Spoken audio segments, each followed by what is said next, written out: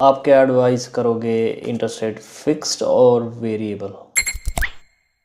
Right now interest rate गिरने start हो रहे हैं, तो आप क्या एडवाइस करोगे, इंटरेस्ट रेट फिक्स्ड और वेरिएबल नेक्स्ट 2 इयर्स के लिए? देखो, करंटली बहुत सारी बैंक्स हैं जो फिक्स रेट, करंटली जो वेरिएबल रेट है जो है अप्रोक्सीमेटली 6.09 टू 6.29 के बीच में है। लेकिन फिक्स रेट्स है वो उससे 30 या 40 सेंट्स कम देते हैं 1 ईयर के फिक्स, 2 इयर्स के फिक्स के लिए। लेकिन incoming 3 months to 6 months जो करंट फोरकास्ट है एज ऑफ नाउ, तो इंटरेस्ट रेट्स है वो कम होंगे। तो इन करंट सिनारियो में मैं एडवाइस करता हूँ कि वेरिएबल रेट में ही जाना चाहिए, फिक्स रेट में नहीं जाना चाहिए। This is a general guideline. क्योंकि जब आप फिक्स रेट इंटरेस्ट रेट में जाते हो तो मान लो कि आपने 2 साल के लिए लोन फिक्स किया, तो ओवर द 24 मंथ्स आपका जो रेट है, रेट ऑफ द इंटरेस्ट, वो फिक्स रहेगा।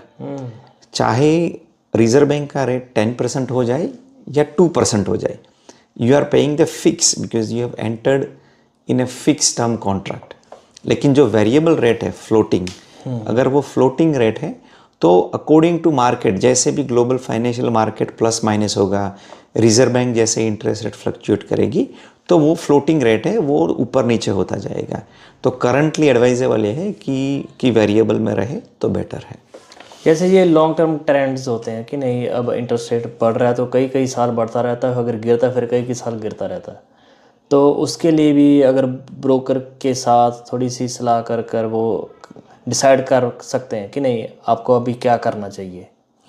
देखो, फिक्स्ड रेट लोगों की बजटिंग के लिए हेल्प करते हैं अगर राइट टाइम पे सही रेट पे फिक्स करते तो। लेकिन किसी के पास क्रिस्टल बॉल नहीं होती कि अगर हम फिक्स करते हैं फिर बाद में इंटरेस्ट रेट बढ़ेंगे या कम होंगे।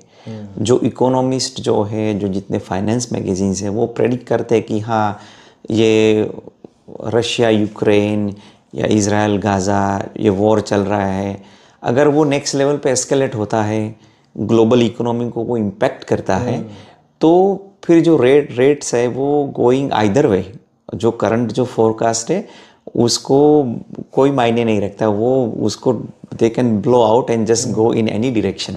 बिल्कुल। हाँ, तो एक इन्फॉर्म्ड डिसीजन लेना चाहिए मॉर्गेज ब्रोकर को पूछ के कि क्या। लेकिन end of the day decision आपको लेना है। मॉर्गेज ब्रोकर जो है वो डेफिनेटली प्लसेस और माइनस बता सकता है। बिल्कुल बिल्कुल, क्योंकि हम जितना मर्जी कर लें हमें वो इन्फॉर्मेशन हमारे पास नहीं है जो एक प्रोफेशनल के पास है बिल्कुल। कि नहीं।